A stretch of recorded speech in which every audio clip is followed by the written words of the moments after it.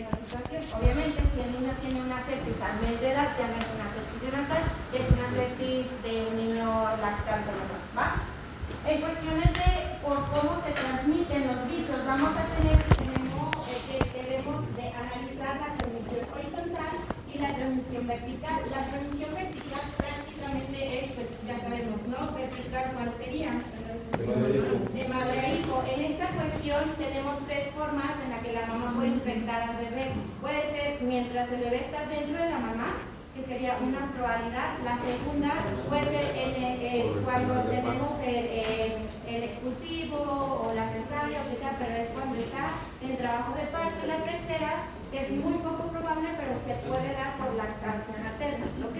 Son las tres formas en las que la mamá puede infectar al bebé de manera vertical. Asociado a esto, entendremos entonces que la sepsis temprana y la transmisión vertical se asocian porque es como el primer contacto, ¿no? Entonces, normalmente la sepsis vertical es la que se va a evidenciar, por decirlo así, más temprano, por lo tanto, cae dentro de las primeras 72 horas de nacimiento del bebé, ¿ok? No es lo mismo estar hablando de sepsis vertical igual a sepsis temprana, pero se asocian mucho, ¿ok? Para que no se vayan a confundir. ¿Por qué? Porque también nos queda el tercer factor, que es lactancia materna, y esa puede ser después de 72 horas intentas, ¿ok? Entonces, la sepsis tardía, pues es aquella que es después de las 72 horas, por lo tanto, no se asocia tanto a que sea una infección vertical, se asocia más al cuidado que tuvo el bebé durante su intervención y durante su tratamiento como tal en el hospital. Por eso es que también sepsis tardía se asocia o es igual a sepsis nosocomial. Todo lo que vieron ahí, que sepsis por cuidado, sepsis nosocomial, sepsis inclusive de la comunidad, porque los niños tienden a irse a casa y regresan días después, pues ya con estos datos de sepsis, pero fue un bicho que agarraron pues en la localidad, en la comunidad, ¿va? Entonces, más o menos, ¿por qué es importante esto? Porque a ustedes les causaría importancia que el niño fuera una sepsis vertical o temprana, o que fuera horizontal, o que fuera tardía. ¿Qué importancia tiene? El tratamiento. La etiología, súper bien. El tratamiento. La etiología, obviamente sabes que el tratamiento va a ser distinto, ¿no? Y por lo tanto también el pronóstico y las complicaciones también tienden a ser distintas. Pregunta, ¿cuál sería la complicación antes de la muerte que esperaríamos tener en una sepsis maltratada? Un choque séptico, ¿ok? Que es distributivo. El choque séptico es distributivo, pero llamando por su nombre sería un choque séptico, ¿vale? Que eso ya no lo vamos a tocar, pero es para que ustedes sepan. Entonces, en esta tablita les voy a hablar sobre los factores de riesgo. Entonces, vamos a tener que son factores en el embarazo, maternos y misceláneos, o sea, cualquier cosa, ¿ok? Entonces, el niño puede ser un niño que a nivel de embarazo esto tuvo, por ejemplo, la mamá datos de infección, infecciones de vías vaginales o vías de infección urinarias frecuentes, que tuvo a lo mejor ahí ruptura de membranas tempranas, o que tuvo también ahí datos de coronavirus, o también incluso que tuvo una neumonía intrauterina y que ya salió pues ya infectado de la cavidad uterina de mamá, ¿no? O inclusive el simple hecho de que el niño sea pretérmino, ya sabemos, ya lo hemos platicado mucho, ¿no? Una de las cosas que el niño pretérmino tiene es que tiene una peor adaptación al medio, el que necesita cuidados más específicos y el que es muchísimo más susceptible, hablando del sistema inmunológico, pues a infecciones, ¿ok? Entonces, desde que es un niño pretérmino, ¿qué se asocia a un niño pretérmino? El peso, ¿no? Entonces, el peso bajo también es un factor de riesgo. No siempre el peso bajo es igual a un niño pretérmino. El peso bajo me puede indicar o que fue un niño pretérmino o ¿qué otra cosa me puede indicar un peso bajo? Una restricción en el crecimiento intrauterino. Podemos tener un niño de peso más bien de semanas de gestación de término, pero con un peso bajo para la edad que tiene. Y eso se llama restricción intrauterina, ¿ok? Otro aspecto que diferente, pero es lo que quiero. O sea, un peso chiquito no es igual a que el niño es pretérmino. Un niño pretérmino siempre va a ser igual a que va a tener un peso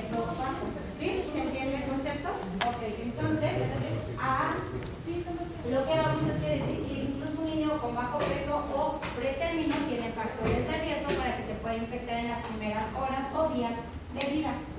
Gracias. Entonces, pero ¿qué pasa si el niño pretérmino, que es otra de las cosas que el niño pretérmino tiene? Ya les dije, tiene una mala adaptación, ¿no?, al medio. Entonces, si el niño tiene una muy mala adaptación al medio, ¿qué necesita? ¿Qué necesita para que pueda vivir?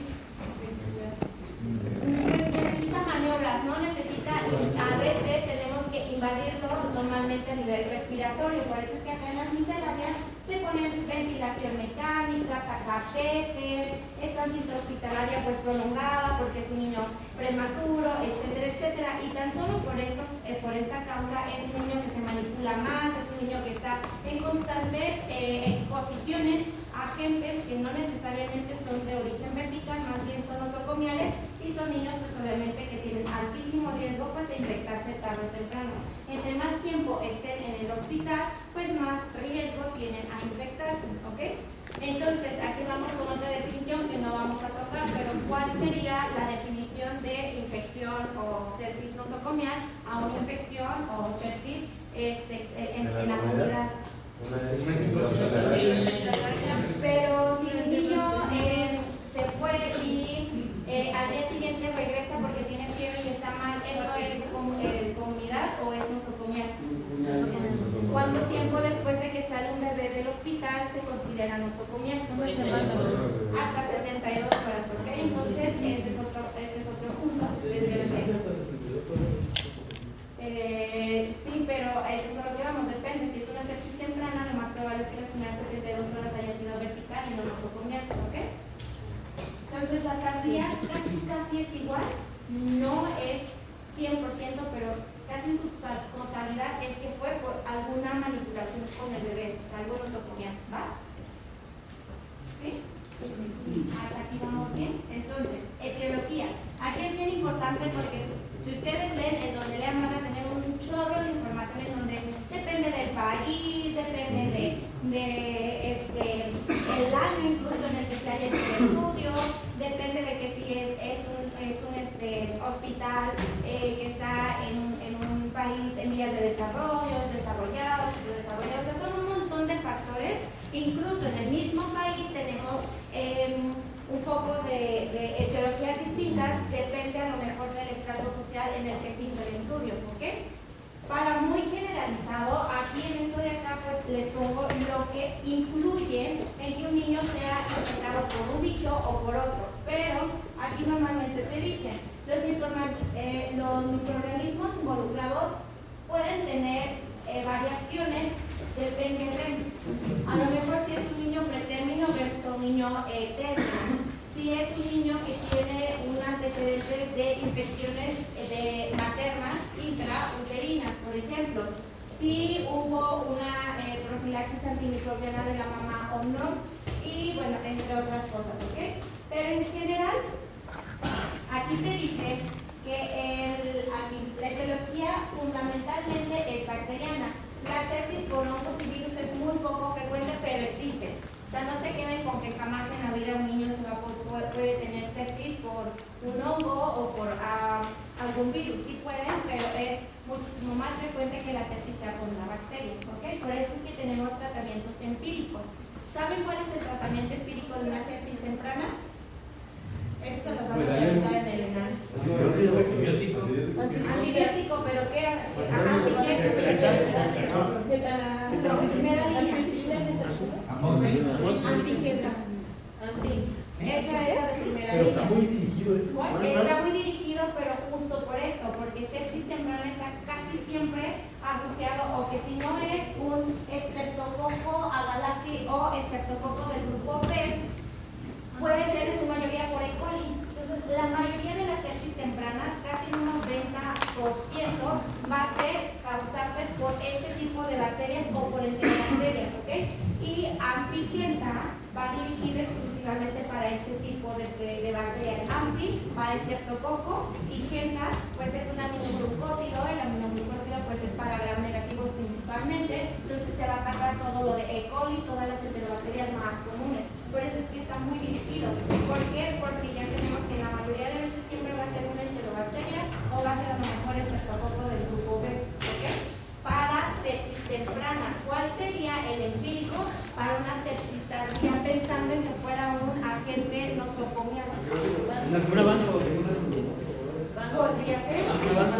Exactamente, ¿banco con qué? Con ampin. ¿Banco que ¿Banco con menta? ¿Te operaste los ojos?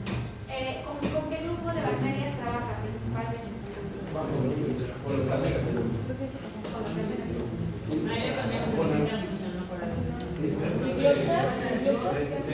Podría ser, pero no de primera línea.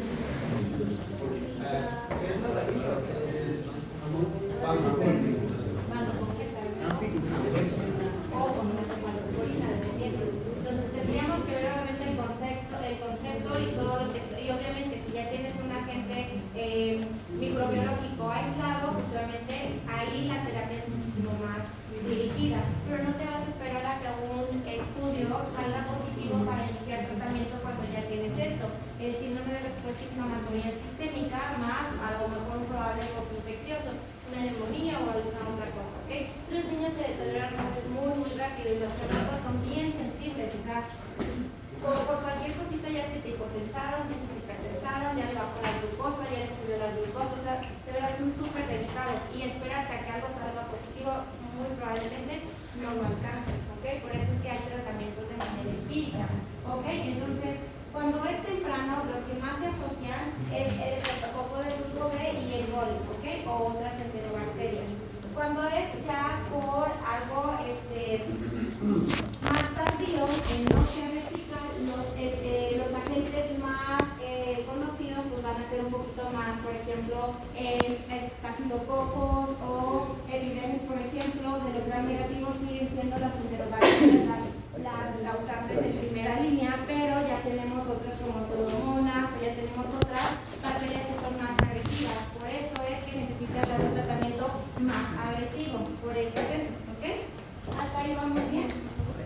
¿Cuándo era de la tardía? ¿Cuando se le conté? Sí, ahorita llegamos ahí, pero sí, normalmente vamos a tener siempre, tanto para temprana como tardía, primero esquemas de primera línea, de segunda, etcétera, etcétera, pero para tardía sí les banco con algún aminoglucósido, con alguna cefalosporina, dependiendo del caso. Entonces, llegando a las manifestaciones clínicas, ¿qué vamos a tener con nuestro niño que tenga un dato de sepsis? Que yo diga, este niño ya no solo tiene neumonía, ya tiene otros datos. ¿Qué sería? O sea, hay unos, aquí la respuesta sería, los síntomas de sepsis son inespecíficos, te puede dar lo que sea, desde hipotensión, hipertensión, glucosa baja, dificultad respiratoria, diarrea, vómito, intolerancia, lo que el niño se le ocurra. Y esto va a estar muy determinado, ¿por qué? Por la virulencia del patógeno que esté infectando, por la respuesta que tenga el neonato en este caso a la infección y pues qué tanto número de bacterias tenga en sangre, ¿ok? Todo esto más, pero lo que sí les puedo decir es que hay unos signos de valor predictivo. Eso significa que no necesariamente el niño debe de estar en sepsis para que me dé signos de que este niño está empeorando en lugar de ir mejorando.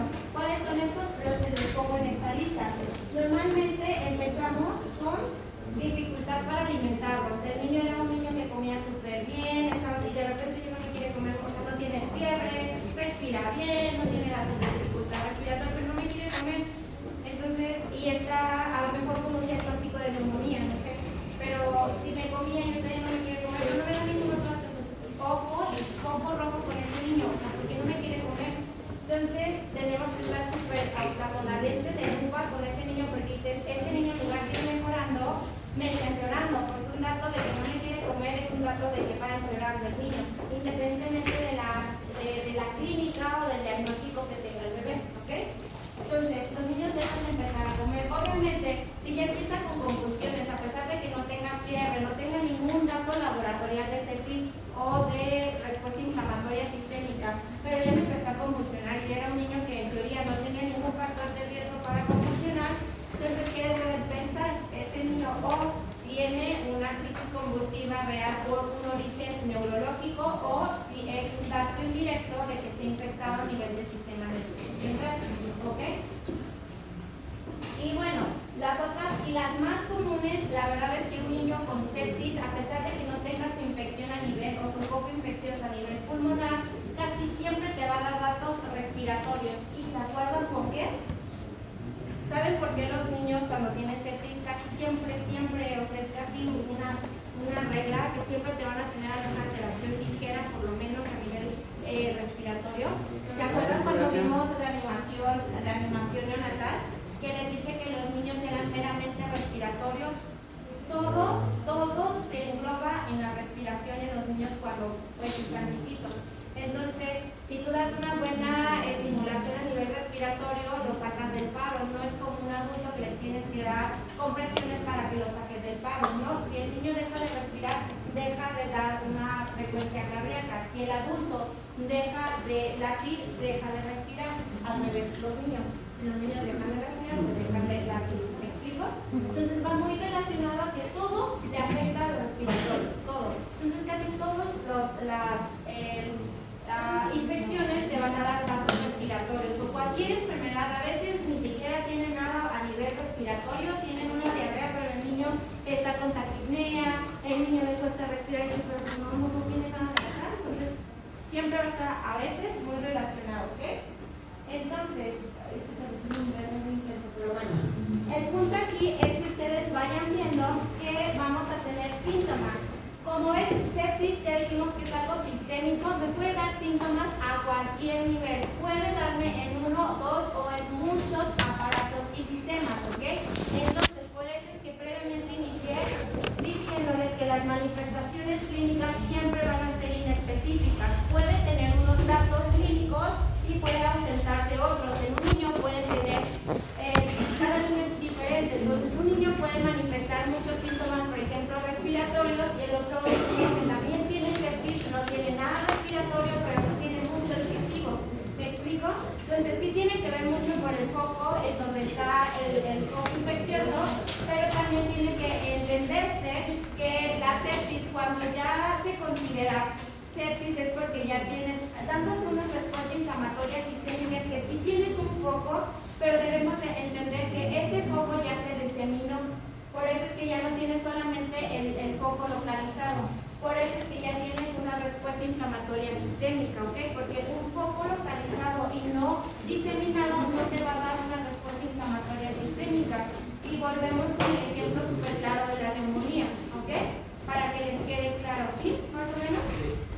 Entonces, por eso es que cuando tienes una septicemia o cuando tienes un cultivo o hemocultivo positivo y más datos de respuesta inflamatoria sistémica, dices, pues este niño tiene sepsis, porque si ya tiene bacterias en sangre, lo único que me hace falta es identificar el foco de donde salieron estas bacterias, ¿va? ¿Sí? Exacto, pero sí, pero estos datos no tienen que darte criterios de choque séptico, ¿ok? Normalmente, ¿qué diferencia tendría un niño que tiene sepsis a un niño que tiene choque séptico? No responde a que no responde a cristaloides o a líquidos. Entonces, un niño que se mantiene buenas, hasta cierto punto estable su sistema de respiración, de frecuencia cardíaca, de tensión arterial y todo, con cristaloides y antibióticos, tiene respuesta inflamatoria, tiene foco, tiene hemocultivos positivos, ok, vamos a esperar más como. Pero si empieza a tener datos de falla respiratoria o cardiorrespiratoria y no te responde con cristaloides, pues este niño está en shock. Ok, entonces son ligeras limitaciones entre uno y otro para saber cuándo estoy en sepsis y cuándo estoy en choque séptico. Por eso es que casi siempre se trata de un medio similar, ¿ok? Y bueno, ya nada más para el diagnóstico, como ya les he estado diciendo, todo esto en pediatría siempre va a ser manifestaciones clínicas. Sí vamos a tener en este caso cultivos, donde ustedes consideren que esté la sepsis, pueden tomarles. Entonces normalmente el gold estándar, esto también se los pueden preguntar en el ENAM, es el hemocultivo, ¿ok? El hemocultivo es el gold estándar. Si tienen hemocultivo más síndrome de respuesta inflamatoria sistémica, su niño tiene sepsis, ¿ok? Pero tienes otras cosas paraquímicas que te pueden orientar o ayudar a ver dónde está el foco. Por ejemplo, radiografías son útiles, hemocultivos, urocultivos, función lumbar, si tú consideras que la infección es a nivel del sistema nervioso central o a nivel neurológico, ¿ok? Y bueno, de los estudios tenemos un montón de biomarcadores, pero en general ningún biomarcador, y tomen en cuenta, ninguno solamente te descarta sepsis, ¿ok? No es lo mismo que el estudio te ayude a descartar la sepsis a que te confirme la sepsis. ¿Sí entienden el concepto? Si a mí me sale una PCR en 0, por ejemplo, me está diciendo indirectamente que no tengo datos probablemente de respuesta inflamatoria sistémica, por lo tanto podría descartar sepsis, pero eso no, una PCR en 5 que me estaría diciendo que te podría tener una respuesta inflamatoria sistémica activa, no me confirma que el niño tenga sepsis. ¿Por qué? Porque la sepsis tiene síntomas y signos más laboratoriales, ¿ok? ¿Sí? ¿Para qué me servirían entonces los biomarcadores? Para descartar y seguimiento del tratamiento, ¿ok? Si yo tengo una PCR o una procalcitonina, ¿cuál sería como más para valor pronóstico? La PCR. Y para valor de seguimiento, respuesta al tratamiento. Entonces, la procalcitonina, si nosotros lo tuviéramos en nuestro medio, nos diría o nos orientaría a cómo está respondiendo mi bebé al tratamiento que yo le estoy dando y si este me está generando un valor significativo de mejoría. Muchas veces los síntomas no mejoran de manera aguda, pero lo primero que se modifica es a nivel químico, o sea, de los laboratorios. Si yo tengo una procalcitonina que me va aumentando o bajando, o sea, cuando yo doy tratamiento, que espero que a mi PCR y la PCR también, o sea, que bajen todos los biomarcadores. Y si estos a las primeras 48 o 72 horas de haber dado un tratamiento de inicio me bajan, eso es una indicación indirecta de que exactamente, que está respondiendo adecuadamente al tratamiento. Entonces es cuestión de esperar a que el tratamiento haga todo su efecto para que se restaure la sintomatología o el bienestar del bebé. Pero por el contrario, si yo tomo la PCR o la prolactina y estos siguen igual o incluso más aumentados, ¿qué me está diciendo? Que tengo una mala respuesta al tratamiento, ¿no? Y entonces si tengo una mala respuesta al tratamiento, muy seguramente estoy ante un agente o que no era el que yo esperaba o que es resistente al antibiótico que le estoy dando. Entonces necesito cambiar de tratamiento. En este punto no te tienes que esperar a que termine el esquema para cambiarlo. O sea, si mi procalcitonina y mi PCR me están saliendo mal, yo no me voy a esperar a que termine el tiempo de espera para que me mejoren los síntomas y estoy viendo que no me está mejorando. Entonces, en general, claro, porque tú ya diste tratamiento para... O sea, lo ideal es de que tú, antes de iniciar el tratamiento, cultives de todo a tu bebé, literal, de todo lo que puedas. Sí, pero pues si tú quieres tener ya un corroborado y todo, tú lo que haces es dar un tratamiento empírico. Ya les dije por qué. ¿Por qué?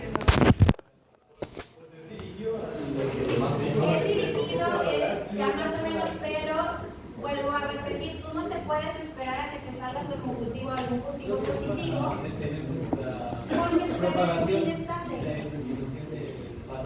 Sí, entonces tú no puedes esperarte a que te salgan positivos cultivos, porque no es igual que un laboratorio, un biomarcador que en 6 o menos horas te puede salir.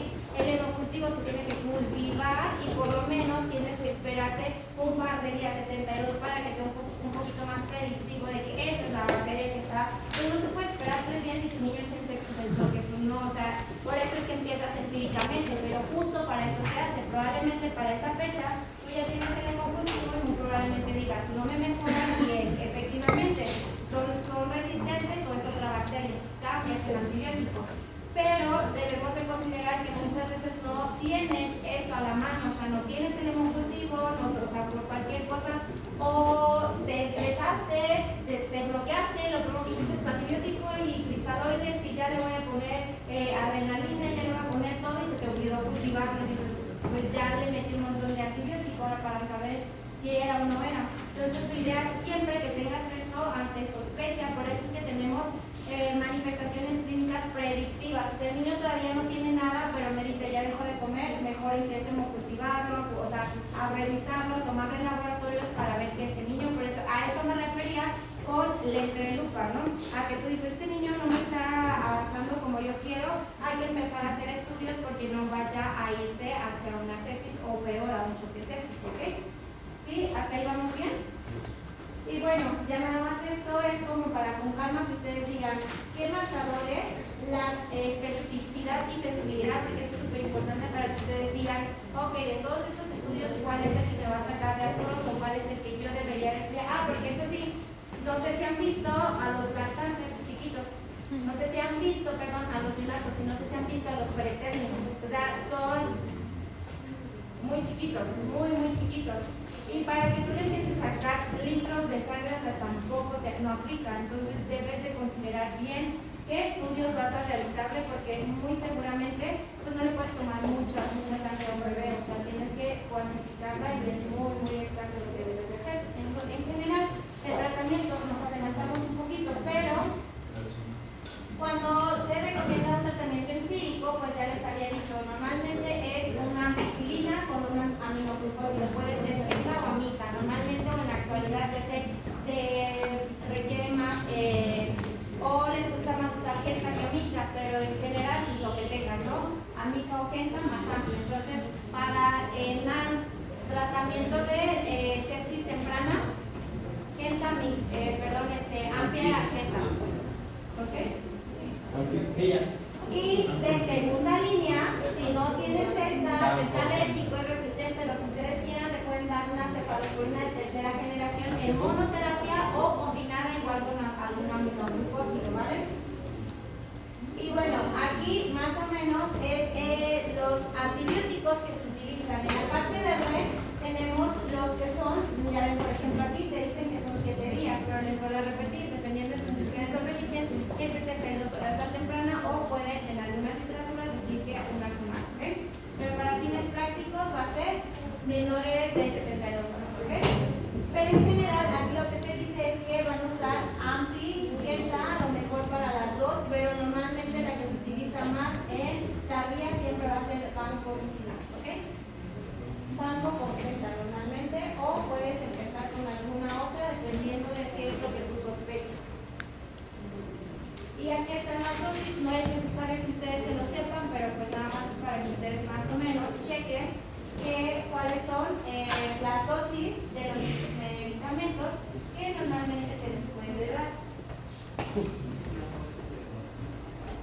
Y bueno, las complicaciones en general pueden ser las que tú quieras, pueden ser tardías o pueden ser tempranas. Las tempranas pueden ser aquellas que te manifiesten o involucren manifestaciones hemodinámicas, o sea, inestabilidad, choque séptico, por ejemplo, o dificultad respiratoria, etcétera, o aquellas que son un poquito más tardías, como inclusive hasta parálisis cerebral, porque te puede dar una sepsis, parálisis cerebral. ¿Por qué te puede dar una sepsis neonatal, parálisis cerebral como complicaciones tardías? Alteraciones, a largo plazo.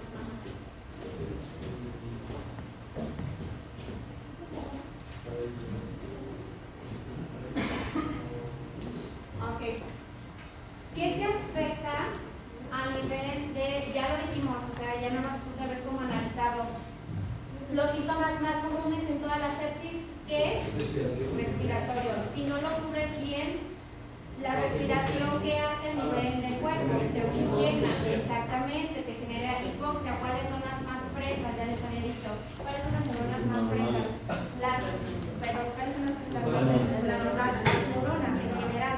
O sea, de todas las células que tú tienes, casi todas se pueden restaurar. Por eso sí, casi no tienes secuelas en alguna otra cosa, pero a nivel de retinopatías, a nivel de neuronales, sí puedes tener afectación crónica e irreversible porque no tenemos forma de hacer nuevas neuronas. Sí puedes hacer plasticidad, que eso es nada más hacer más conexiones con las que quedaron vivas, pero pues eso puede variar bastante y ver qué tanto mejora tu paciente, pero en general por eso te puede dar parálisis, porque puede ser un niño que se complicó bastante, obviamente tuvo hipoxia por mucho tiempo y eso te puede dar una falta desde hasta parálisis cerebral o incluso alteraciones en el aprendizaje, a lo mejor motoras, o sea, cualquier cuestión a nivel neuronal pueden estar presentes en estos niños. Entonces, no necesariamente parálisis como tal, pero sí te puede dar alguna alteración, no necesariamente motora, pero sí del aprendizaje, por ejemplo, ¿no? también ya lo analizamos por qué. Entonces, en general es que era cortita, las bibliografías la tomé principalmente de las guías de práctica clínica. Vuelvo a repetir, no es la mejor literatura, pero para fines prácticos de ustedes es la literatura que mejor les va a servir ahorita si quieren hacer el acto, ¿sí? Entonces, cuando estudien sepsis, lo van a estudiar de la guía de práctica clínica larga, porque ahí les explica mejor las cosas. Y ahí la vamos, ¿ok? Dudas de lo que vimos ahorita. Pueden tomar sus 10 minutitos. 10, pero en punto, ¿eh? Porque hay dos.